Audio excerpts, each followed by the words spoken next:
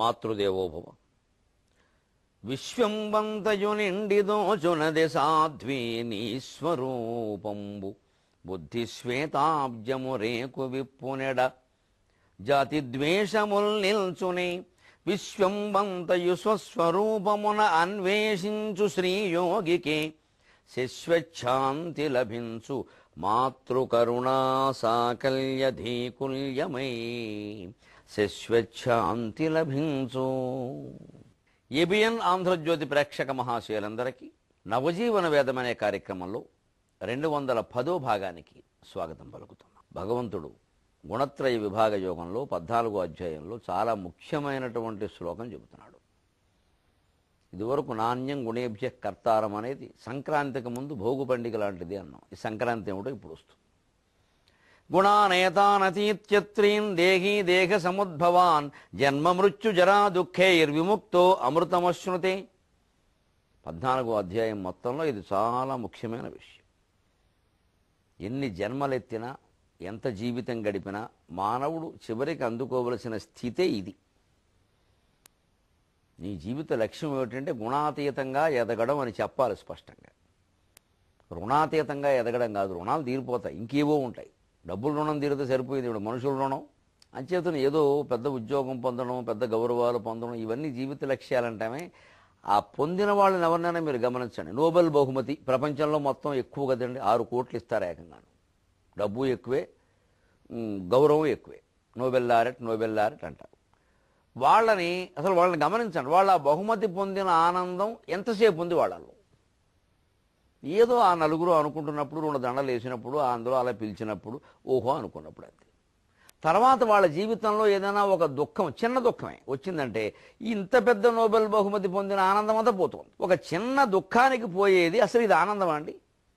పైగా మానవ జీవితంలో ఇంకో చిత్రం ఏమిటంటే మనం పెద్ద సంతోషంలో ఉంటాం, మహానందంలో ఉండగా ఏదైనా ఒక దుర్వార్త తెలిసిందనుకోండి, అది ఈ ఆనందంతో పోలిస్తే ఆ దుర్వార్త చిన్నదే. కానీ ఎందుకో ఈ ఆనందాన్ని అనుభవించలేం. ఆ దుర్వార్తలోకి వెళ్ళిపోతుంది మనస్సు మాటిపాటికి.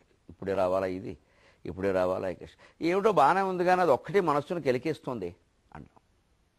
సో ఆ దుఃఖం యొక్క ప్రభావం చూడండి. మనిషి జీవితంలో ఎప్పుడు ఆ దుఃఖం ప్రభావమే ఎక్కువ.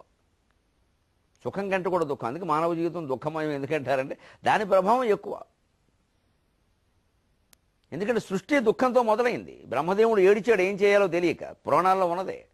సృష్టి ప్రారంభించమని చెబితే ఏం చేయాలో తెలియక ఏడిచాడు. ఆ రోదనల నుంచే రుద్రుడు పుట్టాడు. ఆయన చెప్పాడు ఉపాయం ఎలా చేయాలి. అప్పుడు కూడా మళ్ళీ అన్ని జీవుల్ని పుట్టించేశాక వాళ్ళు ఎవరూ చావడం లేదు, అంతా అలా మిగిలిపోతున్నారు. ఏళ్ళ తరబడి ఒకళ్ళొకళ్ళు కొట్టేసుకుంటున్నారు. మళ్ళీ ఏడిచాడు. అప్పుడు మృత్యువు పుట్టింది. ఇన్ని ఏడుపుల నుంచి సృష్టి పుట్టాక జీవితం ఏడుపు కాబట్టి నవ్వేలా అవుతుంది. సృష్టి మూలమే అలా ఉంది. అంటే దుఃఖం ప్రభావం ఎక్కువ. మహాదుఃఖంలో మహాసంతోషంలో ఉండగా చిన్న దుఃఖ వార్త వస్తే చెలించిపోయి ఈ సుఖాన్ని ఆస్వాదించలేకపోతున్నాం. విచిత్రంగా అదే మహాదుఃఖంలో ఉండగా ఒక శుభవార్త తెలిసిన అది ఎంత పెద్దదైనా ఈ దుఃఖం పోవట్లేదు, పూర్తిగా పోవట్లేదు. అంటే ఈ స్థితిని దాటాలంటే గుణాతీతంగా ఎదగాలి. గుణానేతానతీత్యత్రీన్ దేహీ దేహ సముద్భవాన్ జన్మ మృత్యు జరా దుఃఖైర్విముక్తో అమృతమశ్నుతే. ఏమిటి గుణాతీతంగా ఎదగడం అంటే ముందు గుణాలను ఎలా ఎదుర్కోవాలో ఇదివరకు చెప్పుకున్నాం మనం. దాని నుంచే మళ్ళీ అతీతం చెప్పుకుందాం. ఎదుర్కోవడం ఎలాగా? రామచంద్రుడు ఉదాహరణ నుంచి చెప్పుకున్నాం మనం. హనుమంతుడు ఉదాహరణ నుంచి చెప్పుకుందాం. సుందరకాండ అంటే ఏమిటో అర్థమవుతుంది. సుందరకాండ చదివితే అన్ని పనులు అవుతాయి, ఖచ్చితంగా అవుతాయి. ఇలా అవుతాయి. ఈ శ్లోకం అర్థమైతే అవుతాయి. హనుమంతుడు సముద్రాన్ని దాటుతూ ఉంటే ఆయనకి 3 రకాల ఆటంకాలు వచ్చాయి. ఒకటి మైనాక పర్వతం వచ్చి అడ్డుకుంది. అది ఒక రకంగా అడ్డుకోవడం, అది కొంచెం మర్యాద ఆటంకం అంటారు. సురస అని ఒక జంతువు లాంటిది ఒక స్త్రీ వచ్చి అడ్డుకుంది. అది కొంచెం పోటీపడి అడ్డుకుంది, కాస్త అహంకారంతో. తర్వాత సింహిక అని ఒక ఛాయాగ్రాహిణి, ఒక రాక్షసి. నీడ పట్టుకుంటే చాలు, నీడ పట్టుకుని లాగేస్తుంది. అది అసలు జీవి కిందకు వచ్చేస్తుంది నీడ పట్టుకు లాగితే. దాని శక్తి అది ఛాయాగ్రాహిణి. అదొక రకమైన ఆటంకం, అది భయంకర హింస. ఈ మూడింటిని హనుమంతుడు ఎదుర్కొన్నాడు. ఆయనకి మరో ఆటంకం రాలా, సుమారుగా ఈ 3 వచ్చి. ఈ మూడు గమనించండి ఏ రకమైన ఆటంకాలు. మైనాకుడు ఎలా ఎదుర్కొన్నాడు? మర్యాదగా ఎదుర్కొన్నాడు. అంటే ఆయన ఆపుదామని కాదు, ఆయన ఇబ్బంది పెడదామని కాదు. ఎప్పుడో వాయుదేవుడు ఆయనకి ఏదో ఉపకారం చేశాడు. ఆ ఉపకారాన్ని తిరిగి వాయుదేవుడికి చేయలేకపోయాడు. అందుకని ఆయన కుమారుడైన హనుమంతుడికి ఉపకారం చేస్తే వాయుదేవుడు సంతోషిస్తాడు కదా అని ఆలోచించాడు. మనం ఎవరన్నా పెద్దవాళ్ళ వల్ల ఉపకారం పొందితే, వాళ్ళు ఈ లోకంలో లేకపోతే వాళ్ళ పిల్లలకు ఉపకారం చేస్తే, మీ నాన్నగారి వల్లే మేము ఈ స్థితిలో ఉన్నామని బాబు, మీరు మా ఇంటికి రావడం అదృష్టం అని ఆ కుర్రాడికి ఏమైనా చేయాలంటే చేస్తాం. అదే పద్ధతిలో అంటే మర్యాదగా. కానీ దానికోసం ఆయన ఏం చేయడం, ఒక్కోసారి మర్యాదలు మన ఇబ్బంది పెడతాయి. మర్యాదలు ఇబ్బంది పెడతాయి నిజంగా. ఏదో ఓ ప్రాంతానికి వెళ్ళాలని బయలుదేరుతాం. ఈ దారిలో ఎవరో మన అభిమానించే వాళ్ళు ఉంటారు. మీరు ఇలా పెడుతున్నారని తెలిసిందండి, ఒక్కసారి మా ఇంటికి రావాలండి. తప్పదండి, ఇక మేము మీకు వీరాభిమానులం చీరాభిమానులం అని మాట్లాడతారు. ఇది మనకు ఆటంకమే, మర్యాద అయిన ఆటంకం. ఎందుకంటే వారింటికి వెడితే మామూలుగా ఉండదు. వస్తున్నామని చెప్పి ఓ 25 మందిని పిలుస్తారు, ఓ 50 మందిని పిలుస్తారు. అక్కడ సంతర్పణ చేస్తారు, భోజనం చేసి వెళ్ళమంటారు. అక్కడ మళ్ళీ పంచెలు, పళ్ళు, పాదాభివందనాలు, పారితోషికాలు అన్నీ సిద్ధం. ఇదంతా మొత్తం అసలు కార్యక్రమానికి 1 గంట ఆలస్యమైంది. ఇప్పుడు ఇలా ఇంకో పక్క ఊరు వాళ్ళు అడగరని ఏమిటి? ఎంతకాలం ఈ పల్లకి, ఎన్ని ఊళ్ళు? అందుకని జ్ఞాని అయినవాడు, యోగి అయినవాడు ఏ పని మీద వెళ్ళాడో ఆ పని మీదే ఉంటాడు. రెండో పనికి ఒప్పుకోడు. ఎంత దగ్గర వాళ్ళైనా సరే లేదని చెప్పేస్తాడు. ఎందుకంటే ఇది మొదలు పెడితే ఇంకా అదంతే. ఇది మా ఇంటికి వచ్చారు, మా ఇంటికి రాలేదు. ఎందుకంటే వీరింటికి వెళ్ళాం, వారు తోడోళ్ళు గారు వస్తారు అక్కడికి, వారు చూస్తారు. ఆయనకి ఏమి ఇచ్చారని అంటాడు. 10,000 ఇచ్చాం, అయితే మనం 20 ఇద్దాం, మన ఇంటికి రావాలి. ఆయన పెద్ద రోజు టీవీలో కనపడాయన, మన ఇంటికి రావాలి ఆయన. ఇదన్నీ మర్యాదైన ఆటంకాలు. సరిగ్గా కూడా అలాగే ఎదుర్కొన్నాడు. సాత్విక ఆటంకం అంటారు దీన్ని. నువ్వు తప్పకుండా ఒక్కసారి అంత పెద్ద ప్రయాణంలో ఉన్నావు, అలసిపోతున్నావు, కాస్త నేను పర్వతాన్ని, ఆయన కూడా కింద ఉన్నవాడు పైకి వచ్చాడు సముద్రంలోంచి. నువ్వు విశ్రాంతి తీసుకున్న దగ్గర మంచి పళ్ళు, పలరసాలు అన్నీ ఉన్నాయి, హాయిగా మనం కూర్చుని సాయంత్రం పూట శుభ్రంగా కాస్త విందు చేసుకుందాం, ఒక్క పూట ఆగి మళ్ళీ విడిదిగాని. ఇది మర్యాదైన ఆటంకం. ఆయన ఇబ్బంది పెట్టలేదు. మర్యాద ఇబ్బంది పడుతుంది. హనుమంతుడు దాన్ని మర్యాదగానే ఎదుర్కొన్నాడు. భుజం మీద చెయ్యేసి, కంగారు పడకు, ఏదో నిజమే నీ కృతజ్ఞతకు సంతోషిస్తున్నా, కానీ నేను గమిష్యేయత్ర వైదేహి సత్యం చాసీద్వరం తవా. వైదేహీదేవి ఉన్న చోటుకి నేను వెడుతున్నానయ్యా, నాకు అది చాలా ముఖ్యమైన పనయ్యా. ఇలాంటి పెట్టుకుంటే కష్టం. అందుకని ఏమనుకోకు, నువ్వు నన్ను ఆతిథ్యం ఇచ్చినట్టే అనుకో, నాకు స్వీకరించినట్టే అనుకో అని చెప్పి వెళ్ళిపోయాడు. అంటే సాత్విక ఆటంకాన్ని, మర్యాద అయిన ఆటంకాన్ని మనం మర్యాదగానే ఎదుర్కోవాలి. ఒకవేళ మనం ఇందాక చెప్పిన ఉదాహరణ పోనీ ఎక్కడికో వెడుతుంటే మధ్యలో చేద్దాం, అమ్మా నాకు కష్టం అమ్మా, కొంచెం నేను వెంటనే వెళ్ళాలమ్మా, ఇబ్బంది ఉందమ్మా అని చెప్పద్దు. ఏమిటి సంత, ఇలాంటివన్నీ నాకు నచ్చవు అని అహంకారం ప్రదర్శించకూడదు. తప్పు. వాళ్ళు భక్తితో అడుగుతున్నారు, వాళ్ళు కోపం ఎందుకు, భక్తితో అడుగుతున్నారు వాళ్ళు. అంచేత ఆ భక్తి ప్రేమ చూపించే వాళ్ళని ప్రేమ భక్తితోనే ఎదుర్కోవచ్చు. దాన్నే సాత్విక ఆటంకాన్ని సాత్వికంగా ఎదుర్కోవాలి. తర్వాత ఆటంకం చూడండి, సురస. ఎవరా వెళ్ళేది అని అడ్డుకుంది. చూశాడు హనుమంతుడు, ఎగురుతూనే చూశాడు. ఎంత నోరు తెరిచింది, హనుమంతుడి కంటే పెద్ద నోరు తెరిచింది, మింగేద్దామని. హనుమంతుడు చూసో దీనికే వచ్చిన అనుకుంటుంది నోరు తెరవడం. అందుకని ఆయన అది 2 అడుగులు నోరు తెరిస్తే 4 అడుగులు పెరిగాడు శరీరం. అది 8 అడుగులు చేసింది నోరు. ఈయన 16 అడుగులు పెరిగాడు. అది 32 అడుగులు చేసింది. ఇది 64, ఇదేదో 16 GB 4 GB 8 GB 16 GB 64 GB 128 GBలో తయారైంది i6 ఫోన్ లాగా.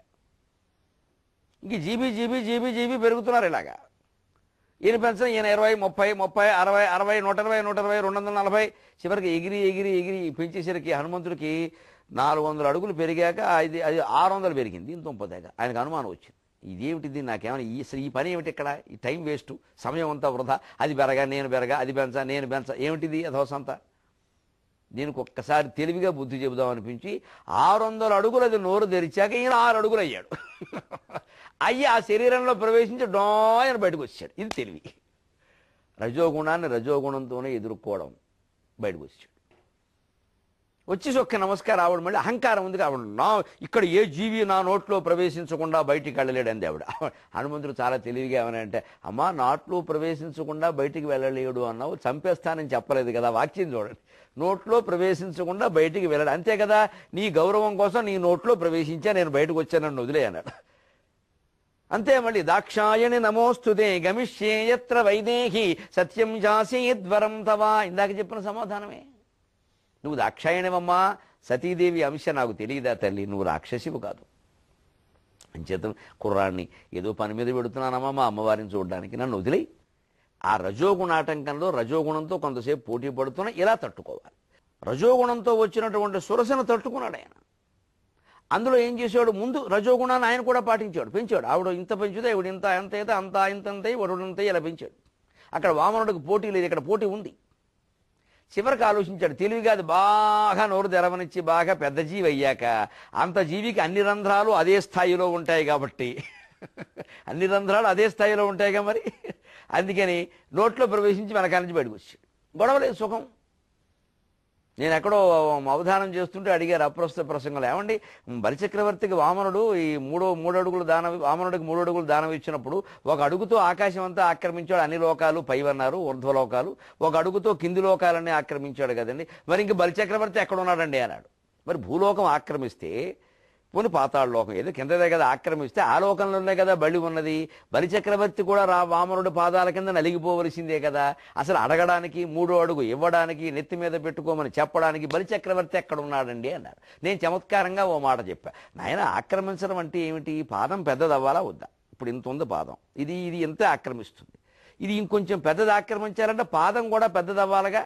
అప్పుడు పెద్దదైనప్పుడు మీరు గమనించండి, ఈ మధ్యలో ఉండే గ్యాప్ ఉంది, అది కూడా ఎంత అవుతుందిగా. అందుకని వామనుడు పాతాళం ఆక్రమించాడయ్యా.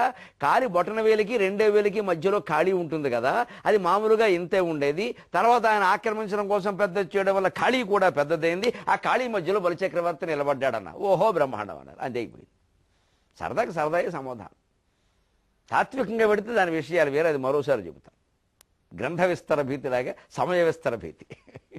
చమత్కారం ఇంతే మరి, అంతేగా మరి. కాళ్ళు పెట్టినప్పుడు బొటన వేలకి 2వ వేలకి తేడా ఉండదండి, ఖాళీ మనం మధ్యలో తువ్వాలెడు తుడుచుకుంటూ ఉంటాం నిలిచిపోకుండా, అంతే. ఆ ఖాళీ కూడా పెద్దది ఉంటుంది. లావు బొటన వేలు ఇంతలావు, పక్క వేలు ఇంతలా ఉంటే ఖాళీ కూడా ఇంతలా ఉంటుంది. ఆ మధ్యలో బలిచక్రవర్తి నిలబడి అడిగాడు, అక్కడ మైక్ ఎట్టారు నాయన, ఏం చేద్దాం, ఏదైనా అంతే. అందుకని పెంచుకుంటూ పోతున్న 600 అడుగులు అయ్యేసరికి దాని శరీరంలో రంధ్రాలు కూడా 100 అడుగులు వచ్చాయి. అందులో బయటకు వచ్చాడు ఆయన దివ్యంగా.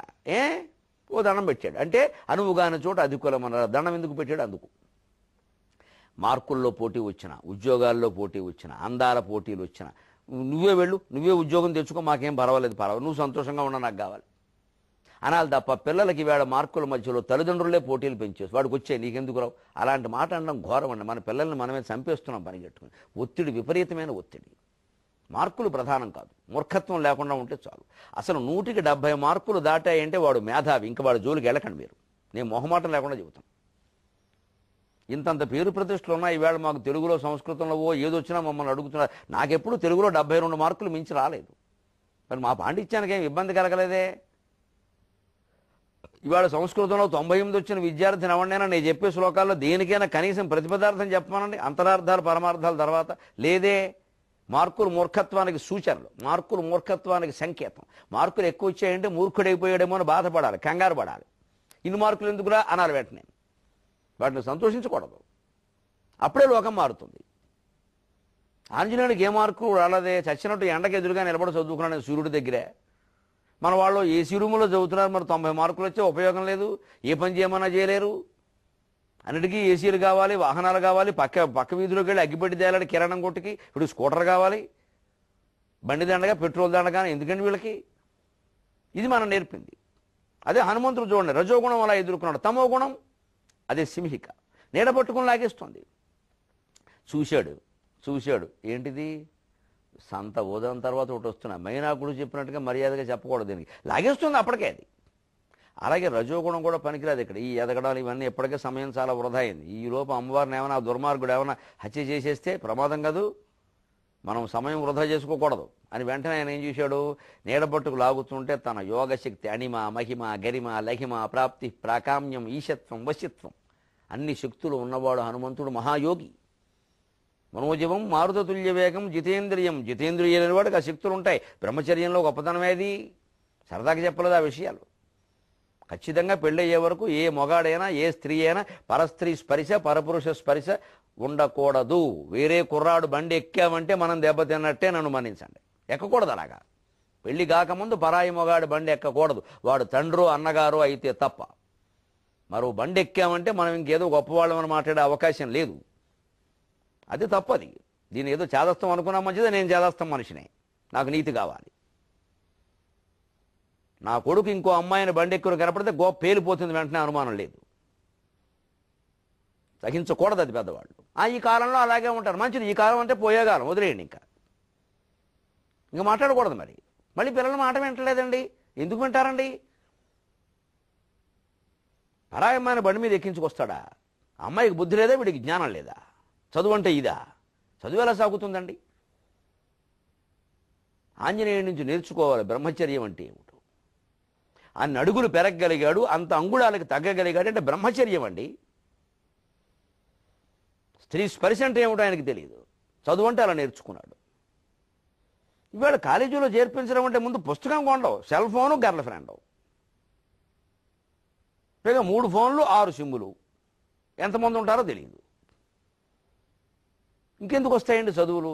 మనం అది మానేసి ఏం చేసి ఆంజనేయ స్వామికి తమలపాకలు పూజ చేసేస్తే చదువు బాగా ఎందుకు వస్తుంది? అలా చెప్పలేదు ఆంజనేయ స్వామి ఎక్కడ. నేను చదివినోటి మిమ్మల్ని చదువుకోమని చెప్పాడు ఆయన, అందుకోసం సుందరకాండ చదవమన్నా.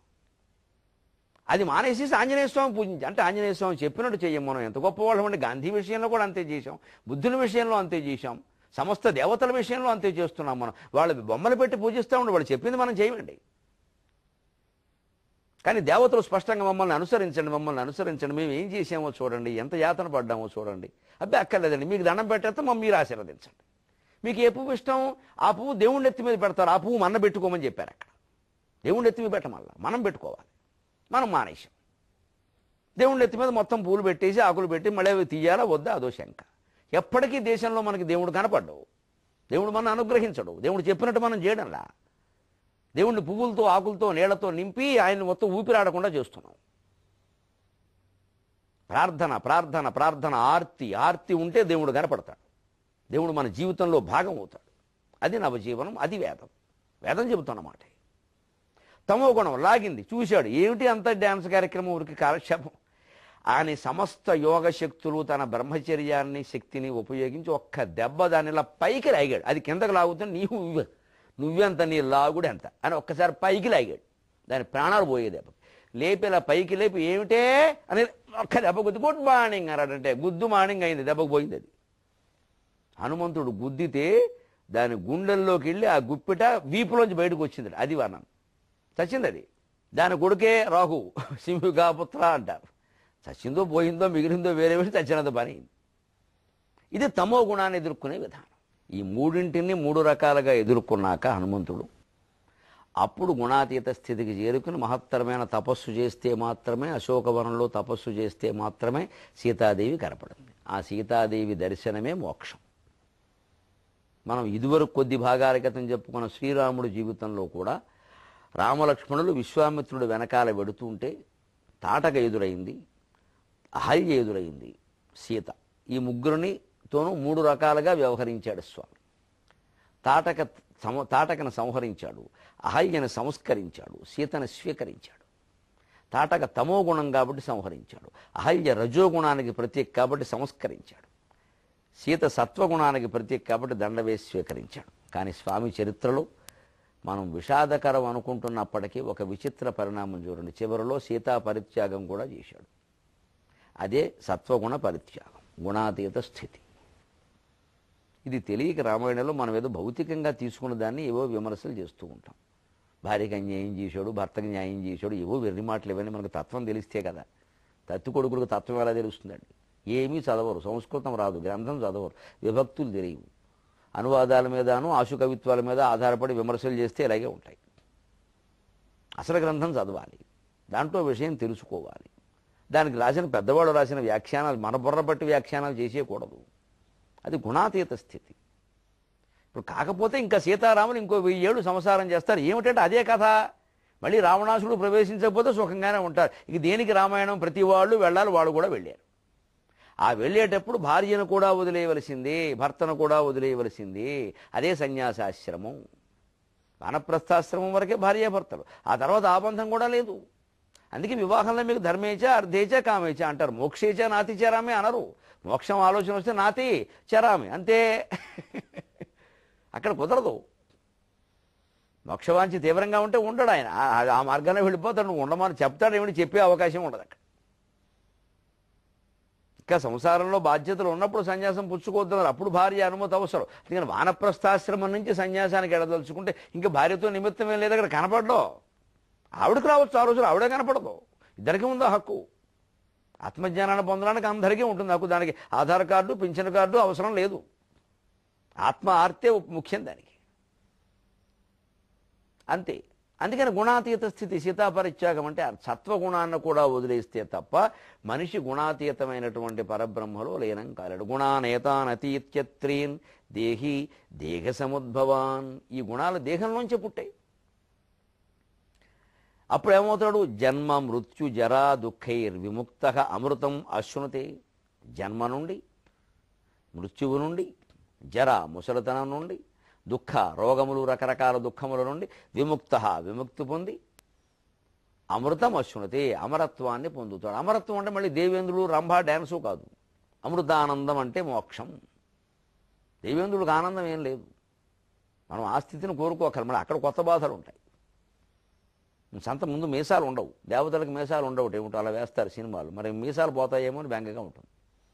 అమరత్వం ఎవరికి కావాలి? మీసాలు కావాలి కానీ. అంతే, రకరకాల అక్కడ కష్టాలు అక్కడ ఉన్నాయి. శీత కష్టాలు శీత మీద, పీత కష్టాలు పీతమని, దేవతల కష్టాలు దేవతలే. అమృతానందాన్ని కోరుకోవాలి మనం. అమృతానందం ఎలా వస్తుంది?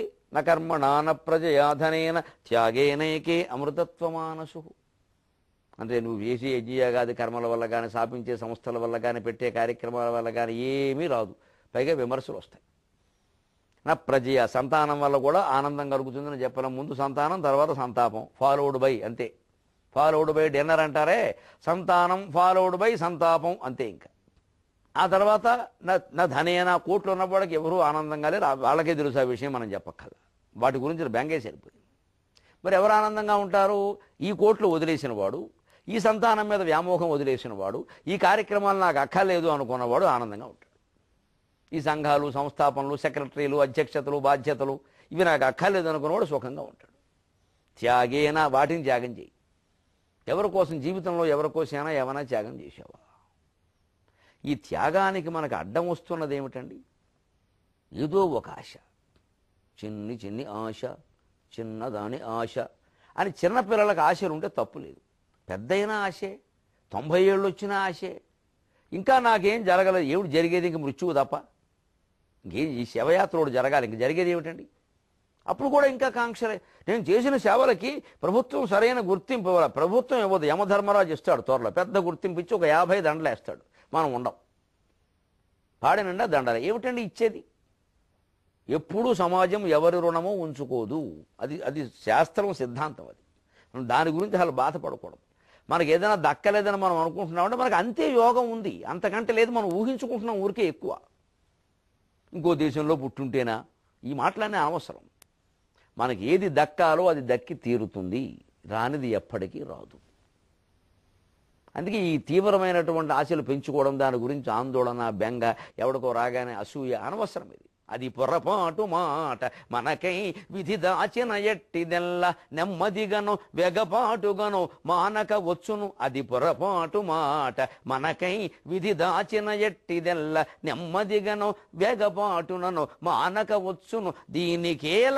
దీనికేలా వీరిది మరి వారి పాదమును ప్రీతిని సవరదీయగావల. దీనికేల వీరిది మరి వారి పాదమును ప్రీతిని సవరదీయగావలని. ఎందుకంటే వాడి కాళ్ళు వీడి కాళ్ళు పట్టుకుని నొక్కడం. మనకు వచ్చేదేదో వస్తుంది, రాంది పోతుంది. ఎవరిని పట్టే పని లేదు. ఆ పట్టేదేదో దేవుని పట్టుకుంది. ఎందుకని? ఆశానామ మనుష్యాణం కాచిద ఆశ్చర్య శృంఖల యయాబద్ధా ప్రధావంతి ముక్తాస్తిష్టంతి పంగువతు. సంస్కృతంలో ఒక కవి చెబుతున్నాడు, చాటు శ్లోకం ఇది, చమత్కారంగా. ఆశాపాశం ఎటువంటిదండి? ఆశానామ మనుష్యాణం కాచిద ఆశ్చర్య శృంఖల. ఆశాపాశం అంటారు. దాన్ని ఈ కవి ఏమంటున్నాడంటే, ఆశపాశమేనయ్యా. ఆశ సంఖ్యలే. ఆశలు తీరడానికి కదా మనిషి ఎంత తాపత్రయపడుతున్నాడు. అవసరాల కోసమైతే ఎప్పుడూ తీరిపోయాడు మనందరికీ, ఆశలే తీరలేదు. గాంధీ మహాత్ముడు అంటాడు తన ఆత్మకథలో, మనిషి అవసరాలు తీరడానికి భూమండలం సగం చాలు, కానీ మనిషి ఆశలు తీరడానికి భూమండలం కాదు, ఎన్ని మండలాలు కలిపినా సరిపోవాలని. అంచేత ఆశను అదుపులో పెట్టుకోవలసింది మనమే. ఆశలు ఎలా తీరతాయి? అవసరాలు తీరతాయి అంతే. ఎప్పుడు ఏదో ఇంగ్లీషులో చెప్పినట్టుగా నెసెసిటీస్, కంఫర్ట్స్, లగ్జరీస్ ఈ మాట చెప్తారు ఇంగ్లీషులో. తల్లిదండ్రుల పిల్లలకి నెసెసిటీస్ ఉంటాయి, మహా అయితే కంఫర్ట్స్ ఉంటాయి, లగ్జరీస్ ఉండవని చెప్పాలి చిన్నప్పటి నుంచి. లగ్జరీ మీదకి దృష్టి వెళ్ళనీయకూడదు. కంఫర్ట్ పర్వాలేదు, అది కూడా మన ఆర్థిక స్థితిని బట్టి, లేకపోతే చదువుకోవడమే. నెసెసిటీ తిండి బట్ట వస్తే తప్పదు. లేకపోతే ఏమవుతుంది, ఈ ఆశ ఎటువంటి సంఖ్యల ఎటువంటి పాశం అంటే యయా బద్ధ ప్రధావంతి. ఆశకు బద్ధులైన వాళ్ళు పరిగెడుతున్నారు. నిజానికి ఎవరైనా తాడుతో కట్టేస్తే వాడు ఓ చోట ఉండాలి, ఆ బంధనం తాడు విడదీస్తే వాడు పరిగెట్టాలి. కానీ ఆశ ఎటువంటి తాడు అంటే ఎవడు ఆశకు బద్ధుడయ్యాడో వాడు పరిగెడుతున్నాడు ప్రపంచం అంతా, పరిగెత్తి పాలు తాగుదామని ఆశలు తీర్చుకోవడానికి. ముక్తాస్తిష్టంతి పంగువత్. ఆశలు లేని వాళ్ళు ఋషులు, యోగులు, మహానుభావులు, సన్యాసులు. వారు ఓ చోట కూర్చున్నారు, హాయిగా రామ్ రామ్ జపన అంటారు, రామ్ రామ్ రామ్ రామ్. ఆశలు ఉన్నవాడేమో పరిగెడుతున్నాడు, బద్ధుడైన వాడు పరిగెట్టకూడదు, కానీ ఆశాబద్ధుడు పరిగెడతాడు. ఆశలోంచి ముక్తుడైన వాడు పరిగెట్టచ్చు హాయిగా, కానీ వాడు ఒక చోట కూర్చుంటున్నాడు హాయిగా. ఇది విచిత్రమైన సంఖ్యల. ఆశ తాడే కానీ చాలా విచిత్రమైన తాడయ్య. దానికి ఎవడు ఆ తాడు చేత కట్టివేయబడ్డాడో వాడు పరిగెడుతున్నాడు, ఆ తాడు నుంచి విముక్తుడైన వాడేమో ఓ చోట కూర్చుంటున్నాడు. ఏం విచిత్రం అన్నాడు. అందుకని ఆ ఆశల్ని జయించడానికే నవజీవన వేదం శరం.